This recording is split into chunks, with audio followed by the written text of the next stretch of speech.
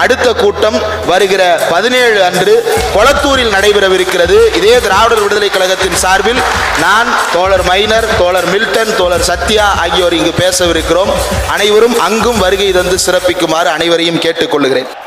அன்புமணியின் தலைமையில பாமகவின் பொதுக்குழு கூட்டலாமா கூடாதா அப்படின்னு ஒரு வழக்கு. அந்த வழக்கு அது நேற்றே வழக்கெல்லாம் முடிஞ்சிருச்சு. நீங்க இதே மாநாடே முடிஞ்சிருச்சு. இதே பொதுக்குழுவே முடிஞ்சு நடந்து அதுதான் அந்த ஆள்ல இருந்து ஆரம்பிக்கிறேன் நான். அப்படி ஒரு வழக்கு போட்டா அது அப்படி இப்படின்னு ஒரு பஞ்சாயத்து ஆகி நீதிபதியே இறங்கி வந்து இது என்னது ஆசனத்துல இருந்து இறங்கி கீழே வந்து ஒரு சமாதான உடன்படிக்கை ஏற்படுத்தி தீர்ப்பே கொடுத்தாரா? இல்ல கொடுத்துட்டாங்க. இன்னைக்கு நீங்க சொன்னாப்புல நடந்தே முடிஞ்சிருச்சு.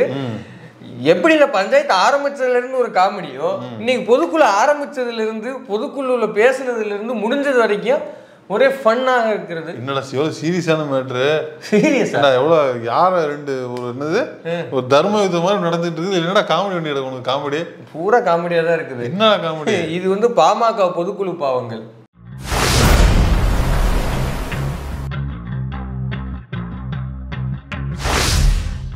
நீங்க சொன்னது போலவே எந்த ஒரு வழக்குக்கு இப்படியான ஒரு விசாரணைய பார்த்ததே கிடையாது. ஏன்னா நீதியரசு எவ்வளவோ வழக்குகள் நாமும் நம்ம இதில் பார்த்துருக்குறோம். என்ன இப்படி வந்து ஒரு பரிதவிப்பு, இப்படி வந்து ஒரு அக்கறை, இப்படி வந்து ஒரு அந்த கட்சி மேல ஒரு பாசம் அப்படிலாம் யாருமே இருந்தது கிடையாது. வழக்கு வந்ததுன்னா கட்சியோட பைலா என்ன, அதுபடி ஆகலாமா கூடாது. ஏன்னா சமீபத்தில் கூட ஒரு வழக்கு வந்தது. எடப்பாடி பழனிசாமி அவர்கள் பொதுச் செயலாளராக அதிமுக பொதுச் செயலாளராக தேர்ந்தெடுக்கப்பட்டே செல்லாது அப்படின்னு அதிமுகவுடைய தொண்டர் ஒருத்தராக கூறப்படுபவர் ஒரு வழக்கறிஞர் வழக்கு போடுறாரு. அதுக்கு என்ன பண்ணாங்க, பைலா என்னப்பா, ஓகே அதன்படி நீங்கள் ஆனீங்களா இல்லையா அப்படின்னா எடப்பாடி ஒரு மனு போட்டார். அதில் ஒரு ஏங்க பைலா படி நீங்கள் ஆனீங்களா ஆகலையான்னு சொல்லணும்ல, அது நீங்கள் சொல்லவே இல்லை, ரிஜெக்ட் போங்க அப்படின்னு சொல்லி படார்னு முடிஞ்சிருச்சு அந்த மனு. அந்த மாதிரி இதில் ஏதாவது செய்வாங்களான்னு பார்த்தா இல்லை. ஆனால் அது அந்த பாமக மேலே ஒரு கன்சர்ன் இருந்திருக்கு. பாமக மேலே இல்லை, ஐயாவுடைய நலன் கருதி, சின்னையாவோட நலன் கருதி 2 பேரும் கிளம்பி வாங்க, நேரில் நான் உங்கள்கிட்ட பேசணும், என் கேபினுக்கு வாங்க அப்படின்ட்டாரு. ஐயா யாரு? ஐயா யாரு? சாதாரண ஆளா? எப்படி உன்னை நான் வந்து பார்க்கணுமா? எனக்கு அவமானமா இருக்கு. அது அப்படி சொல்லல அவரு. எனக்கு உடல்நிலை சரியில்லாம இருக்குது, நான் நேரில் வர முடியாது, நான் வீடியோ காலில் வந்துடுறேன். ஏன் நான் என்ன நினைச்சிட்டேன், அன்புமணியை பார்த்து நான் உன்னை வந்து பார்க்கணுமா, எனக்கு அவமானமா இருக்கு. அன்புமணி சொல்லிட்டேன், நான் வந்து உன்னை பார்க்கணுமா, வந்தா நீ பாட்டிலால அடிப்ப, மூஞ்ச வீங்க வைப்ப, எதுக்கு அப்படின்னு நேர்லாம் வந்து அவர் மூஞ்செல்லாம் முழிக்கணுங்க, நான் வரல அப்படின்னு சொன்ன வீடியோ கால்ல. விஜயா உங்களை தானே பார்க்கணும், நம்ம 2 பேரும் பேசிக்கலாம் வீடியோ கால்ல வந்து பார்க்க தயாரா இல்ல, அவன் புள்ளையே கிடையாது. ஏறத்தால அப்படியான ஒரு ஸ்டேட்மெண்ட் ஏறத்தால சொல்லிட்டு பெருசாக்கிட்டு அப்படின்னு ஒரு வீடியோ கால்ல வந்து ஒரு வழியா அந்த அது எப்படி முடிஞ்சதுன்னு தெரியல, தீர்ப்பு அன்புமணி வந்து பொதுக்குழு நடத்திக்கலாம் அப்படின்னு ஒரு தீர்ப்பை அப்படி ஒன்றும் தீர்ப்பு அந்த மாதிரி தெரியல. அப்படிதான் இப்போதைக்கு நடத்திக்கலாம்னு எதுவும் சொன்னாங்கன்னு நினைக்கிறேன். இப்படியே நடத்திட்டாங்க. அதுக்கு இவரு தீர்ப்பை நான் எப்படி, நான் வெறும் சரி போ ஓகே ஜெயிச்சிட்டோம் தீர்ப்பை வந்து நான் வந்து எதிர்பார்க்கல. வலிக்குது, மனசு நேரிடுது. நான் பல வழிகளோட தான் அந்த தீர்ப்பை எதிர்க்கும். அது அவர் சொன்னாதான் அழகா இருக்கும். ப்ளீஸ். வெளியில வரப்போ தீர்ப்பு வந்தது, எனக்கு சுத்தமா மகிழ்ச்சி கிடையாது, சந்தோஷம் கிடையாது, வருத்தம். எனக்கு மனசுல அவ்வளவு வலியோட தான் அந்த தீர்ப்பை நான் எதிர்கொண்டேன். நான் அவ்வளவு வலியோட உங்களை யார் எதிர்கொள்ள சொல்றா? ஏன்னா யார் எதிர்த்து வழக்கு, யார் எதிர்த்து தீர்ப்பு அப்ப தெரியுது இல்ல அவருக்கு. நீங்க நடிகராம அப்படி நான் சொல்லல, ஐயா டிவி பார்த்துட்டு சொல்லுவாப்புல, டிவி பார்த்துட்டு என்னைய அந்த கூட்டம் உள்ள விட்டு அந்த வெளுக்கிற வெளியில வந்து உனக்கு இது பாசம் பொம்புற. நான் என்ன கேக்குறேன், அவ்வளவு உங்களுக்கு வலி மிகுந்ததா இருக்குதுன்னா எதுக்கு அந்த பொதுக்குழுவை நடத்திக்கிட்டு ஐயாவுக்கு வந்து உடன்பாடு இல்லைன்னு தெரிஞ்சு போச்சுல, ஐயா இதை வந்து ஏத்துக்கல, சரிங்க விடுங்க நான் பொதுக்குழு நடத்தல அப்படின்னு சொல்லலாம்ல, சொல்லிட்டு போலாம். சொல்லாமலையே என்ன ஒரு 5 வருஷங்க, ஆஃப்டர் ஆல் ஒரு 5 வருஷம், ஒரு 5 வருஷத்துக்கு முன்னாடி ஐயா கேட்டாருன்னா நான் யோசிச்சிருப்பேன், இல்ல கொடுத்திருப்பேன் அப்படிங்கிற. 5 வருஷம் தெரியாம கேட்டேன், யாட்டி வித்துட்டீங்களா? இல்ல 5 வருஷம் முன்னாடி தலைவர் பதவி கொடுத்துருப்பேன், இப்ப யாட்டி வித்துட்டீங்களா? 4-5 வீடு ஆகி போச்சு, கார் ஆகி போச்சு, பணம் ஏறி போச்சு, ரொம்ப இதாயிருச்சுல. 5 வருஷம் ஆகி போச்சு, இன்கம் டாக்ஸ் ஈடு நிறைய இருக்குதுல்ல. 5 வருஷம் அப்புறம் கேட்டதுனால ஐ காண்ட் அக்செப்ட். இப்படி ஒரு ஸ்டேட்மெண்ட் எங்க கேட்டு போயிட்டு இல்ல 5 வருஷத்துக்கு அப்புறமா ஏன் கொடுக்க முடியல அது சொல்லணும்ல. இல்ல சரியான நட்டது என்ன நிமித்தது என்ன நட்டு கிழிச்சதுதான் என்ன. நீ வந்து சரியான தலைவனா இருந்தா அன்புமணி அவர்களே நீங்க என்ன சொல்லிருக்கணும்? இந்த நான் அதுக்கு முன்னாடி இந்த பற்றாட்டு இருந்தாங்க ஐயா கிட்ட இருந்தா கொடுத்துருப்பாங்க. இன்னைக்கு என்னால கொடுக்க முடியாதுங்க. ஏன் கொடுக்க முடியாது? காரணத்தை சொல்லுங்க. திமுக உங்களுக்கு வெளிப்படைத்தன்மை வேணும். திமுக ஆட்சி நடக்கிறதுல உங்களுக்கு வெளிப்படை டிரான்ஸ்பரன்சி வேணும். ஆஃப்டர் ஆல் ஒரு தலைவர் பதவிக்கு கூட உங்களால டிரான்ஸ்பரன்சி இருக்க முடியலையே. நீங்க என்ன வெளிப்படைத்தன்மை அடுத்தவங்கள்ட்ட எதிர்பார்க்குறீங்க? இல்ல 5 வருஷம் முன்ன கேட்டிருந்தீங்கன்னா அந்த நிலம் வீடு இல்லை ஏதாவது ஒரு பொருள் வாங்க போனோம்னு வச்சுங்களேன், ஏங்க அது இது விலைக்குன்னு சொல்லியிருந்தீங்களே பார்க்கலாம்ல, வீடு வாடகைக்கே போகிறோம் அப்படின்னா 2 லெட்டின் போட்டுருந்தது பார்க்கலாங்களா வீடை? நேற்று காலையில் வந்துருந்தீங்கன்னா நேற்று ஈவினிங் வந்துருந்தீங்கன்னா கொடுத்துருப்பேன். இப்பதான் ஒருத்தர் அட்வான்ஸ் பேசிட்டு கொடுத்துட்டு போறாரு.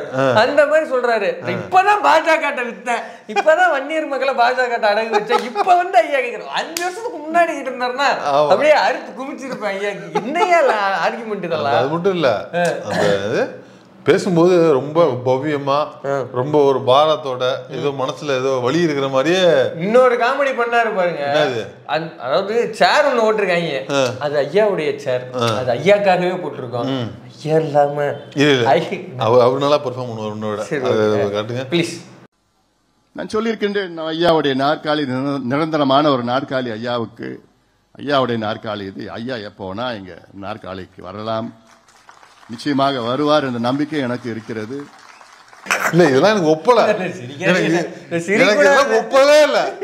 இந்த சீன்லாம் எனக்கு பார்க்கும்போது ஐயா ராமதாஸ் சொன்னதான் ஞாபகம் வருது. சவுக்கு சங்கத்தை அடிக்கிறான்பா, மூச்சு போறா மீ மூச்சுப்பா, உள்ள விட்டு அடிக்கிறான்பா, பாட்டில் எடுத்துட்டு அடிக்கிறான்பா, கழுத்தை பிடிச்சி வெள்ள போடாங்கிறான்பா அவன். இதுதான் ஞாபகத்துக்கு வருது. நீ இந்த என்ன சொன்னாலும் சரி, ஐயா நமது கண்கள், அவர் சூரியன், அவர் இந்த உலகமே அவர் தான், இந்த பிரபஞ்சமே அவர் தான், நமக்கு எல்லாம் கண் காது மூக்கு அவர் தான்.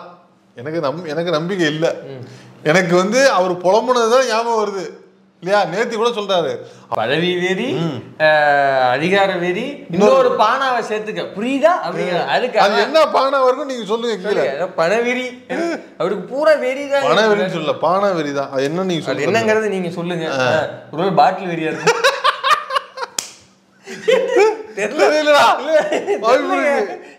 தெரியல ஐயா வேணா இக்கு போட்டாரு, அவனு வேற சிரிச்சு புரியுதுங்க ஐயா, அவனுக்கு புரியுதுன்னு சொன்ன விவகாரமான ஆளு, அதனால என்னங்கிறது தெரியல. இப்படி இருக்கும்போது ஐயா புலம்புறாரு. அது கூட ஒண்ணு கேட்டாரு, இந்த ஆட்சி கட்டில் ஏதோ ஒண்ணு இருக்குதாமே, நான் கைத்து கட்டில தான் படிச்சிருக்கேன், அதான் ஆட்சி கட்டிலுங்கிறான். ஆட்சி கட்டில பிடிக்கிறான், நக்கல் பிடிச்சாலும் அவரை போய் வந்து வயோதிகங்கிறாங்க, அவரை போய் வயசாயிடுச்சுங்கிறாங்க. அது நான் பின்னாடி வேற இவங்க வேற ஒண்ணு திட்டிருக்காங்க ஐயா. அப்ப இருந்து தான் சொல்லிட்டு இருக்காங்க வயசாயிடுச்சு ஓரமா இருக்குறாங்க. அவர் அதெல்லாம் அன்புமணி அதான் சொல்லிருக்காரு. அவர்தான் ஒண்ணு கேட்டிருக்காரு பாருங்க ஐயா. என்ன தெரியுமா, இவன் என்ன போய் உரிமையை மீட்க போறான், இவன் நாள் வீட்டுல சும்மா தின்ட்டு படுத்து கிடந்தான், இப்ப என்ன அவன் போய் யார் உரிமையை மீட்க போறான் அப்படின்னு ஐயாவே. அதாவது நாமளே அப்படி அன்புமணி எல்லாம் கேட்டது கிடையாது. அவரு கேட்கலாம், அவரு பையன், அவரு புள்ள, அது மட்டும் தலைவன் வளர்த்து விட்டு இருக்காருல்ல, நிறுவனர் இல்ல, நிறுவன தலைவர் அவரு. இல்ல நான் கேக்குறேன் அன்புமணி, இவரு பெரிய அண்ணா, பெரியாருக்கு வந்து சேர் விட்டு கட்சி ஆரம்பிச்சிருக்கிறாரு. இதெல்லாம் மனக்கே ஓவரா இல்ல. அண்ணாவுக்கா? நான் சீட்டு அனுமாருக்குல நினைச்சேன். இந்த என்ன படம் வந்துச்சு, ஒரு படம் வந்துச்சு. ஆமா, இந்த கடைசியா அந்த ராமன் சீதா ஏதோ ஒரு படம் ஒண்ணு, அந்த படத்துல ஏதோ ஆஞ்சநேயருக்கு சீட்டு, ஆஞ்சநேயருக்கு எல்லா தியேட்டர்லயும் ஒரு சீட்டு ஒதுக்கி வைக்க சொல்லி நம்மளால கூட ஃபுல்லா ஆஞ்சநேயருக்கு ஒதுக்கி விட்டாங்களே. ஆனா சங்கி வந்து அது வந்து கிரௌட் இல்லாம இருக்கிறத மேனேஜ் பண்றதுக்கு அப்படி ஒரு டாக்டிக்ஸ். அந்த மாதிரி அனுமாருக்கு சீட்டு ஒதுக்கி வைக்கிறோம். இவர் பெரிய அறிஞர் அண்ணா, பெரியார் எழுத்து ஒரு கட்சி ஆரம்பிச்சிட்டாரு, அதனால சீட்டு விட்டு இந்த சீட்டுல ஐயா வந்து அமர்வாருன்னு சொல்றதுக்கு உனக்கு அவ்வளவு இருந்ததுன்னா நீ என்ன பண்ணி இருக்கணும், ஐயாவை கூட்டிட்டு வந்து ஐயாவை கன்வின்ஸ் பண்ணிட்டு வந்து பொதுக்குழு நடத்தி இருக்கணும். அப்படி என்ன போகிற வேலைன்னு அவரு வந்து சவுக்கு சங்கத்தை அழுவாத அழுவியா அழுகுறாரு. அதை கேட்கறதுக்கு உனக்கு துப்பு இல்ல அதுக்கு பதிலையா சொல்றியா? இல்ல எல்லாம் ஒன் சைடா இருக்குது, நான் வெளில வந்து பேசினா வேற மாதிரி ஆயிடும், நான் வந்து அப்படியே பேசாம இருக்கிறேன். நீ என்னன்னு சொல்லிட்டாரு. அவர் தான் உடச்சுதான் பேசுங்களா, என்ன சைக்கோவா நடந்துக்கிறாங்கிறதான் அவர் சுத்தி அதான் சொல்றாரு. வார்த்தையை பயன்படுத்தல. இது மட்டும் கிடையாது, இன்னொரு கூடுதலா சொல்றாரு, ஐயாவை சுத்தி இருக்கிற சில சுயநலவாதிகள் நான் சொல்லாததெல்லாம் அவர்கிட்ட சொன்னேன்னு சொல்றாங்க. அப்படியா? சவுக்கு சங்கர் அட்டாக் பண்றவர் கூட சவுக்கு சங்கர் அட்டாக் பண்ணிருக்கலாம். ஏன்னா அவரு தானே சொன்னாரு, ஐயா வந்து வயசான காரணத்தினால இப்படி பேசுறாரு அப்படின்னா அவர் உங்களை பைத்தியங்கிறாங்க அப்படின்னு அவன் சொன்னா ஞாபகம் இருக்கா? அந்த மாதிரி கூடுதலா சொல்லணும்னா உங்களை வந்து பைத்தியன்னு சொல்லி வெளில பிரச்சாரம் பண்றாரு, வந்து மூல சுகம் இல்லாதவர் சொல்றாப்ல அப்படின்னு சொல்லி சொல்றாப்லங்க அப்படின்னு சொல்லி கிளப்பி விட்டாரு அப்படின்னு. ஒருவேளை அவரை சொல்றாரா? ஏன்னா போன தடவை தான் வந்து சொன்னாரு திமுக தான் ஐயாவை இயக்குது அப்படின்ட்டாங்க. அப்படி இப்ப அன்பு சொல்லியிருக்காப்லையா? இப்ப இல்ல போன முறை சொல்லிட்டாப்ல. இப்ப வந்து சுத்தி புள்ளநாயகி கூட்டம் இருக்குன்னு சொல்லியிருக்காப்லையா? ஆமா சொல்லியிருக்காரு. இப்ப சொல்லி எங்க காட்டுங்க, கார்டு இப்ப பேசும்போது உங்களுக்கு ஃபுல் ஸ்கிரீன்ல வரும். ஐயா அவரே சொல்லியிருக்காரு. அப்படியா? ஆமாமா. போன தடவை கூட்டம் போட்டப்ப என்னமோ அப்படித்தான் சொன்னாரு, திமுக தான் வந்து பெரிய ஐயாவை இயக்குது அப்படின்னாப்புல. அவரு உடச்சு சொல்லிட்டாப்ல, திமுக எல்லாம் ஏங்க என்ன இயக்க போகுது, இவங்க சும்மா புலிகிட்டு தர்றாங்க. இல்ல எனக்கு அவருக்கு சுய புத்தின்னு ஒண்ணு கிடையாதா?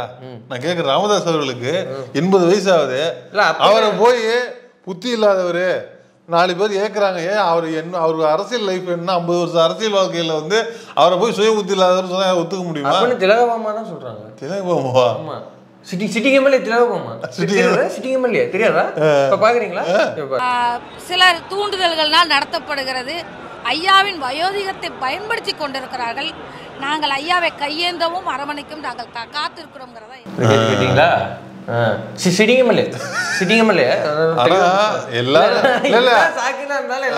எல்லாரும் போட்டு அந்த அவர் வந்து ரொம்ப வந்து வெர்பல் சேவிங் பண்ணிட்டு இருக்கீங்க அவரை. இதான் சாக்குன்னு நீங்களே அப்படி மதிச்சீங்கன்னா நாங்க எப்படி மதிப்போம் அவரை? உள்கட்சியிலே நீங்களே ஐயாவை இப்படி கிள்ளிக்கிறேன். அவருதான் பெரிய உலகம் சூரியன்ல எங்க சொல்லி கொடுத்ததே நீங்க தான். இப்ப நீங்களே தூக்கி போட்டு பேசிங்கன்னா அப்ப நாங்கெல்லாம் என்ன பண்றது? அவரை அப்புறம் அவர் விமர்சிக்கிற நாங்க என்ன பண்றது? இப்ப நம்ம அவங்களுக்கு சப்போர்ட் பண்ணும் போல் இருக்கு. இவங்க பரவாயில்ல, பொதுக்குழுக்கு வந்து அன்புமணி ஆதரவாளர்கள் பூரா ஐயாவுக்கு வந்து நல்ல புத்தி கொடுங்க, ஐயா புத்தியல் அப்படின்னு பேசியிருக்காங்க. நல்ல புத்தியா? அவர் எங்க போய் வாங்க வர்றது? அவர் எங்க போவாரு பாவம். சரி, அது பாருங்க நீங்க. அந்த நட்சத்திர விடுதிக்கு வெளியிலேயே முகப்பு பகுதியில் ஒரு பிள்ளையார் சிலை வைக்கப்பட்டிருக்கிறது. அங்கு வந்த பாமக முக்கிய நிர்வாகிகள் வரிசையாக நின்று சாமி கும்பிட்டனர். அப்போது எங்களது டாக்டர் ஐயாவுக்கு நல்ல புத்தியை கொடு பிள்ளையாரே என்று அவர்கள் வேண்டிக் கொண்டனர். இப்படி இறங்கிட்டாங்க. இவ்வளவு ஒரு புரட்சியாளர் அது இருந்தாங்க, பொசுக்குன்னு நல்ல புத்தி கூட அந்த மாதிரி இவ்வளவு நல்ல புத்தி இல்லையா அவருக்கு? அப்ப இது கோளாரா இருக்காரு. அப்ப இவ்வளவு நாள் அவர் எடுத்த முடிவு, அந்த கட்சி முடிவு, அவர் அரசியல் இறங்கினது, ஜெயிச்சது, அன்புமணியை கொண்டாந்து விட்டது, அப்ப எதுவுமே நல்ல புத்தியில எடுத்தது இல்லையா? அப்படின்னு நீங்க சொல்லுவீங்களா? அப்ப அப்படிதான் சொல்லுவேன். ஆமா சொல்றாங்க. இல்ல நல்ல புத்தி விடுனா அப்ப நல்ல புத்தி இல்லைன்னு தானே அர்த்தம். அப்ப நாம சொன்ன இடத்தையும் இவங்க வந்துட்டாங்க. தலித் அல்லாத ஒரு கூட்டம் எப்ப அவர் ஆரம்பிச்சாரோ அப்பவே இருக்கு நல்ல புத்தி இல்லைன்னு நம்ம சொன்னோம். அதேதான் இப்ப சொல்றாங்க. எப்ப நீங்க பிஜேபியோட கூட்டம் வச்சீங்களோ அன்னைக்கு உங்களுக்கு கெட்ட புத்தி தான், நல்ல புத்தி நம்ம சொன்னோம். கரெக்டா அவங்கள வந்து நின்ட்டாங்க. அடுத்து வந்து பொதுக்குழுல வந்து ஒரு வருஷத்துக்கு மேலும் ஒரு வருஷத்துக்கு ஆமா. இப்போ 2026 தேர்தல் வர்றதுனால இப்ப கட்சிக்குள்ள தேர்தல் இல்ல, அதனால ஒரு வருஷத்துக்கு மட்டும் எக்ஸ்டென்ஷன். எப்பன்னா ஆகஸ்ட் 26 வரைக்கும் நினைக்கிறேன். ஆகஸ்ட் மாசம் 2026 வரைக்கும் அவரு. அதுக்கப்புறம் திரும்பி வழக்கு தான், திரும்பி ஆலமர பஞ்சாயத்து தான், அப்புறம் திரும்பி வீடியோக்கள்ல வாங்க, அப்புறம் திரும்பி மத்தியஸ்தன். அதுக்கு வாய்ப்பு இருக்காதுன்னு நினைக்கிறேன். 26 தேர்தல் முடிவு தெரியும். இதுல ஒரு டெஸ்டிங் போட்டுக்கிறாங்க. ஆனா அன்புமணியினுடைய உறுதிப்பாடை நம்ம வந்து பாராட்டணும். என்னது? ஒரு மெகா கூட்டணி அமைக்க போறாராம். அப்படியா? ஆமா, மெகா கூட்டணியா. அது எல்லாரும் யார் இருக்கா அவர் கூட மெகா கூட்டணி? மிச்சம் இருக்கிற கட்சி என்ன? அத முதல்ல ஐயா தமிழர் மணியன் தான் இருக்காரு. ஐயா தமிழர் மணியன், ஐயா இவரு விட்டீங்க. ஐயா ஜிகே வாசன், ஜிகே வாசன் இவரு இருக்காரு. ஐயா சகாயம் ஐஏஎஸ் அவர் மக்கள் பாதையே கட்சியில இல்ல. அப்புறம் இது இங்க இவரு ஒரு கட்சி வச்சிருக்காருல்ல, வேலூர் இப்ராஹிம் ஐயா ஒரு கட்சி வச்சிருக்காரு. அப்படியே போக வேண்டியதுதான். அவரு அப்படியே பனையூர்ல இன்னொரு பிரான்ச் இருக்கேன், அந்த அங்க வேணா ட்ரை பண்ணி பாருங்க. எனக்கு தெரிஞ்சு இந்த நம்ம ஜெலிக் சொன்னாப்ல, அன்புமணி ஒரு டெப்டி சிஎம், திருமாவர்கள் ஒரு டெப்டி சிஎம், விஜய் ஒரு டெப்டி சிஎம். சிஎம் யாரு? அது இவங்க எல்லாம் சேர்ந்து ஒருத்தரை நியமிப்பாங்க. சவுக்கு சங்கரியா? இல்ல ஜெலிக்ஸ் இல்லன்னா குட்டி மாதேசா இருக்கும். குட்டி மாதேசா. நம்ம இவங்க நீங்க 3 பேர்ல யாராவது ஒருத்தர் இருங்களே. அப்படியா? அவன் பேசியிருக்காங்க. யாரு?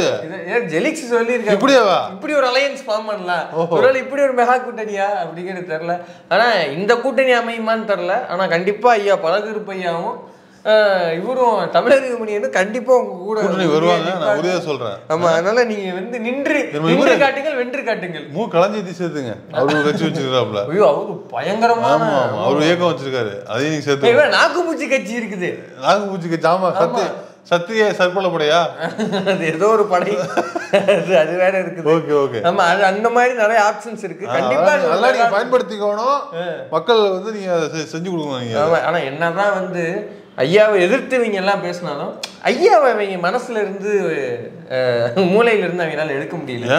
ஒரு மூத்த நிர்வாகி ஒரு அம்மா வந்து பேசுறாங்க, இந்த கட்சியை வெளிநடத்த, இதை செய்ய, அதை சாதிக்க வந்து ஐயா ராமதாஸால தான் முடியும். கஞ்சாவை ஒழிக்கிற, சாராயத்தை ஒழிக்கிற, முதல்களை ஒழிக்கிற ஒரே தலைவர் நம்முடைய மருத்துவர் ராமதாஸ் ஐயா தான். ராமதாஸ் ஐயா தான் வணக்கம். நம்முடைய கட்சி தலைவர் அன்புமணி ஐயா அவர்கள் உள்ளிட்ட அனைவருக்கும் வணக்கம். இந்த நடைப்பயணம் ஐயா வரும்போது 2026 நம்ம அன்புமணி ஐயா தான் கண்டிப்பா வர முடியும். அது பழக்க தோசம். வாழ்க ஒளிக பழக்க ஐயா வாழ்கன்னு சொல்லியே பழகிட்டாங்களா, அதனால எந்த கூடாரத்துல இருக்கோங்கிறது எங்களுக்கு தெரியல. ஐயா வாழ்கையில கண்டி பண்றாங்க. டாக்டர் ராமதாஸ் சொல்லி பழகிட்டாங்க. டாக்டர் அன்புமணி ராமதாஸ் ஒரு லென்த்தா இருக்குது, சொல்ல முடியல. அது எப்படி சொல்ல முடியும்? ஐயா தான் ராமதாஸ் பயன்படுத்துவான்னு சொல்லிருக்காருல்ல, அன்புமணி ஆர் அப்படின்னு சொல்லி டாக்டர் ராமதாஸ் அப்படின்னு சொல்லிட்டாங்களா? ஆமாம்மா. ஆனா அது சொல்ல, அதுக்கப்புறம் திலகமாமா அதை சமாளிக்க பார்க்கவே ஒரே கூத்தா இருக்குது. என்ன சொன்னாலும் சரி, நான் நம்ப மாட்டேன் அன்புமணிய. ஏன் என்ன? அவர் மூஞ்ச வீங்க வச்சு, அவரை பாட்டில் எடுத்து அவர் பயமுறுத்தி, அவரு ஊட்ட விட்டு வெளில போடான்னு சொல்லி அவர் எவ்வளவு துன்பப்படுத்திருக்கீங்க. பைக் எடுத்து அடிச்சுட்டான்பா, நெத்திலேயே வீங்கிருச்சுப்பா. ரொம்ப கஷ்டமா தான் இருக்குது. இவர் ஆனா வெளில வந்து நான் இதை எதிர்பார்க்கவில்லை, நான் வந்து வெளில சொல்ல முடியலனால ரொம்ப நான் வலியோட இருக்கிறேன், என்ன பண்றதுன்னு உனக்கே அந்த வலினா வீங்கன அவருக்கு எப்படி வலிச்சிருக்கான், எப்படி இருக்கும் எப்படி பேச சொல்லு வீகத்தை. இப்போ அவர் ஒருத்தர் தான் சொல்றாரு, சண்டைங்கிறது 2 பேரும் போறதுன்னு. அப்படின்னா லூசுங்கிறியா அவரை? அவ்வளவு பெரிய மனுஷன் உட்காந்து எழுதி சொல்லிட்டு இருக்காரு. அப்ப வந்து அவர் சொல்றது இல்ல, அவர் சொல்றது நடக்கலாம், பொய் சொல்றாரு. அப்ப அவரு ஒரு பெரிய அவர் சொல்றதெல்லாம் பொய் அப்படின்னா உண்மையை நீ சொல்லு இல்ல, அப்படிதானே இருக்க முடியும். உண்மையை சொல்ல ராஜா. அப்ப இவரும் சொல்ல போறது இல்ல, அவரும் நிப்பாட்ட போறது இல்ல. அதாவது எப்படி தெரியுமா இருக்கு, பொதுவா அந்த சில பசங்க பண்ணுவாங்க, வெளியில வந்து நல்லா கௌரவத்துக்காக எங்க அப்பா அம்மா நான் நல்லா பாத்துக்கிறேன், பாருங்க நல்லா தானே வச்சிருக்கிறேன், நல்லா சோறு போடுறேன், நல்லா வச்சிருக்கிறேன், நல்லா டிப்டாப்பா ஏசி போட்டு கொடுத்துருக்கேன், கேன்வாஸ் ஏசி சேர் கொடுத்துருக்கேன், ஏசி கொடுத்துருக்கேன், டிவி கொடுத்துருக்கேன், எல்இடி டிவி கொடுத்துருக்கேன், ரிமோட் கொடுத்துருக்கேன், அவங்களுக்கு தனி ரூம் கொடுத்துருக்கேன் அப்படின்னு சொல்லுவாங்க.